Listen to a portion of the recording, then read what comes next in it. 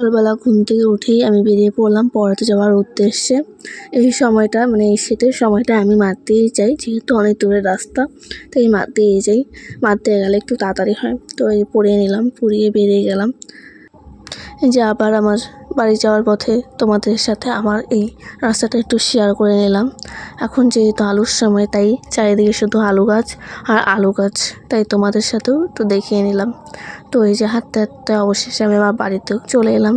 বাড়িতে এসে আমি একটু বিগ বস দেখছিলাম। বিগ বস দেখে তারপর খাওয়ার সময় হলো, খেতে বসে পড়লাম।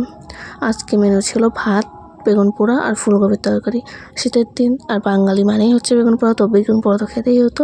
তো বেগুন পোড়া তো থাকবেই এখন। তো খেয়ে দিয়ে নিলাম, খেয়ে দিয়ে রেস্ট করে বাইরে বেরিয়ে পড়লাম আমাদের বাড়ির ফুল গাছগুলো, গোলাপ ফুল তোমাদের সাথে শেয়ার করার জন্য। তো এই যে দেখো কত সুন্দর ফুল ফুটেছে। তো ফুলগুলো দেখার পর একটা ফুল ছিঁড়েও নিলাম একটু ছবি তোলার জন্য, পোজ দিয়ে নিলাম। তারপর ঘরে চলে এলাম, ঘরেও কয়েকটা ছবি তুলে নিলাম। ছবি তোলার পর মনে পড়লো যে স্নান করার সময় হয়ে গেছে। তো স্নানের জন্য আমি মাথায় এই শ্যাম্পুটা ইউজ করি সপ্তাহে 3 দিন পর পর আর কি। এই শ্যাম্পুটা হচ্ছে খুশকির জন্য। আমার মাথায় যেহেতু প্রচণ্ড খুশকি, তাই আমি এই শ্যাম্পুটা ইউজ করি। এই স্নান টান করে চলে এলাম। শীতের দিন আর আমি সবসময় ঠান্ডা জল দিয়ে স্নান করি। তো ঠান্ডা জল দিয়ে স্নান করার পর আমার খুব ঠান্ডা লাগছিলো, তাই আমি চলে এলাম রোদ পোহাতে। যেহেতু এই ঘরের সামনেই রোদ পড়ে, তাই আমি ঘরের সামনে দাঁড়ালাম, বাইরে আর গেলাম না। তো এই রোদ পোহাতে তোমাদের সাথেও একটু শেয়ার করে নিলাম। আর একটু ঢং মারলাম, যেহেতু ক্যামেরা অন আছে। তো এই স্নান টান করার পর আমি একবারে ঘুমিয়ে যাই।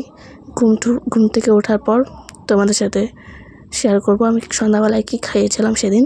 সন্ধ্যাবেলায় আমি গোলা রুটি খেয়েছিলাম। আর গোলা রুটি খাওয়া দাওয়ার পর তখন যেহেতু পরীক্ষার সময় ছিল, তাই আমি একটু বই নিয়ে পড়তে বসেছিলাম।